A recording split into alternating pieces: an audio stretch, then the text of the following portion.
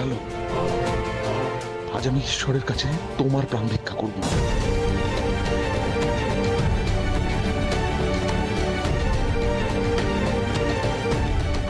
কি হলো? আপনি যান, আমাদের কাজ করতে দিন।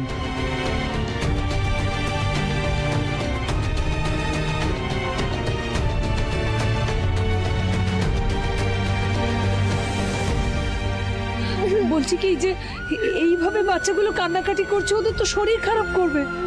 আচ্ছা, আমাদেরও কি একবার যাওয়া উচিত না? চলো না, আমরা সবাই মিলে একবার যাই। না, কেউ কোথাও যাবে না, কোথাও না।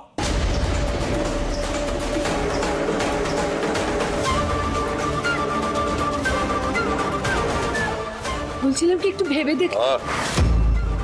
তোমার মাথাটা যে নিরেট সেটা আমি জানতাম, কিন্তু তুমি যে তোমার নিজের স্বামীর ভালো মন্দ, মঙ্গল অমঙ্গল কিছু বোঝো না সেটা এখন জানতে পারছি। আমার বাড়ির পার্টিতে আগুন লেগেছে, এই খবরটা দাবানলের মতো চারিদিকে ছড়িয়ে পড়ে, আর সেই পার্টিতে আমারই বাড়ির বউয়ের গায়ে আগুন লেগেছে। এর গুরুত্বটা বুঝতে পারছো? এখন যদি মেয়েটার কিছু হয়ে যায়, মানে মরে টরে যায়, আর তাহলে কত বড় জল ঘোলা হবে বুঝতে পারছো? তোমার স্বামীকে আর ছেলেকে নিয়ে পুলিশ টানাটানি করবে। না না, আমাকে ওই দিকটা এখন সামলাতে হবে। তোমার মতো পেটি সেন্টিমেন্ট দেখানোর কোনো সময় আমার নেই। তুমি এসব কি বলছো? হ্যাঁ, মেয়েটা তো এখনো বেঁচে আছে, তুমি এখন এইসব নিয়ে এত ভাবছো? হ্যাঁ, ভাবছি ভাবছি ভাবছি, কারণ তোমার বড় বৌমার যদি কিছু হয়ে যায়, সে থাকুক বা না থাকুক, তাতে আমার কিছু ম্যাটার করে না। আমার কাছে একমাত্র ম্যাটার করে এত বছর ধরে ধীরে ধীরে তৈরি করা আমার ইমেজটা, আর কেউ না, কিছু না। শোনো চন্দা, আমার ইমেজ আমি কোনোভাবেই খারাপ হতে দেব না, তাই নিজের মুখটা বন্ধ রাখো, আর আমি যা বললাম সেটা করো।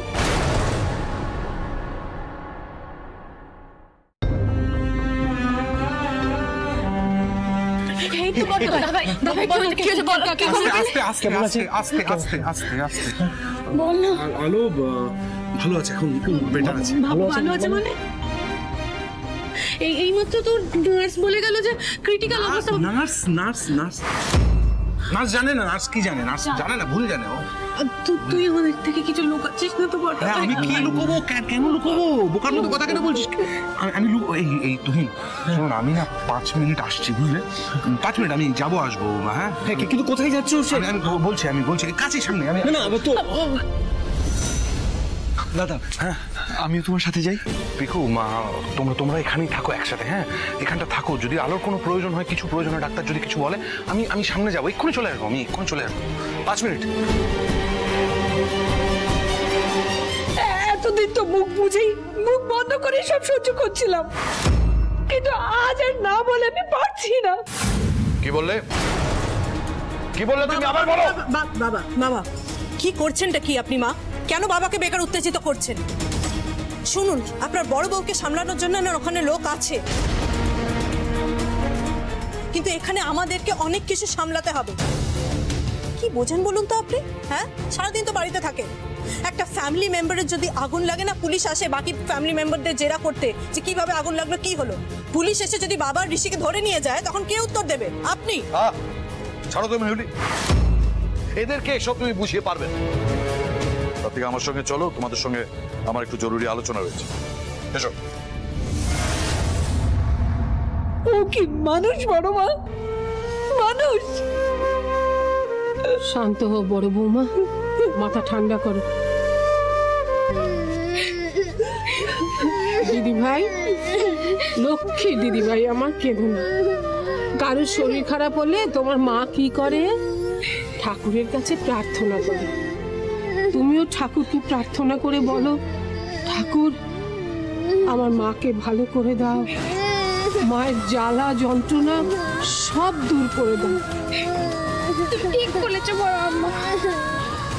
আমি শুনেছি ক্রিসমাসের দিন যদি কোনো বাচ্চা জিসাসের কাছে কোনো রিকোয়েস্ট করেন, কোনো প্রেয়ার করেন, তাহলে জিসাস তার কথা শোনেন, কখনো ইগনোর করেন না।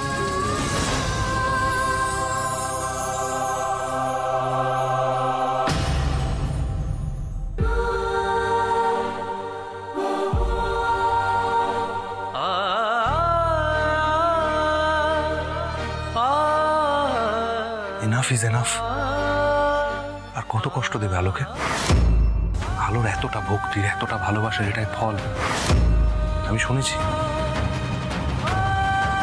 যে যত বড় ভক্ত তার পরীক্ষা তত কঠিন। আলোর কত পরীক্ষা নেবে আর।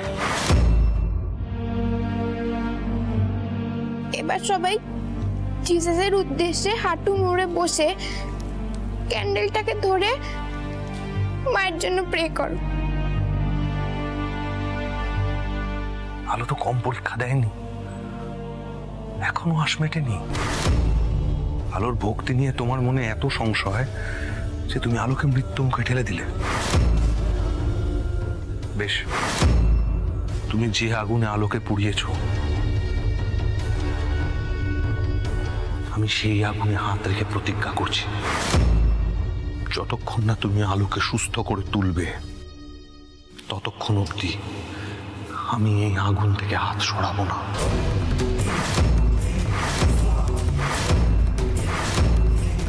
এবার তোমাকে পরীক্ষা দিতে হবে, তুমি সত্যি ভক্তের ভগবান নাকি শুধু পাথরের মূর্তি।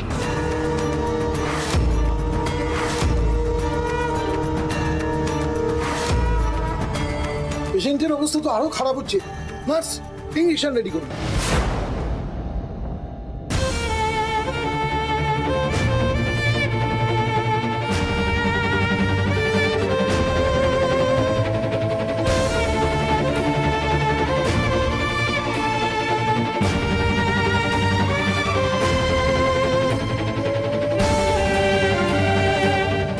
এবার থেকে যখনই আপনার মিষ্টি খেতে ইচ্ছে হবে আপনি আমায় বলবেন, আমি বানিয়ে দেব।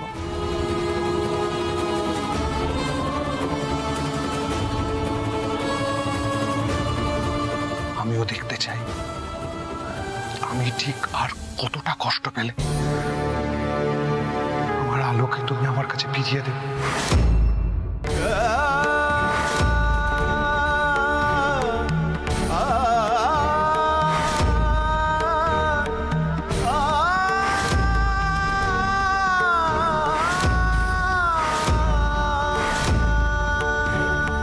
मंगलम भगवान विष्णु मंगलम गरुड़ध्वज मंगलम पुंडरीकाक्ष मंगलाय तनोहरि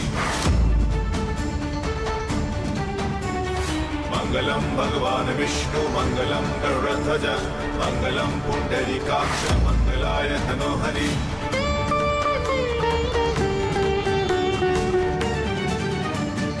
शंखचक्रं सकिरीटकुण्डलं सबीतवस्त्रं सशीर्षण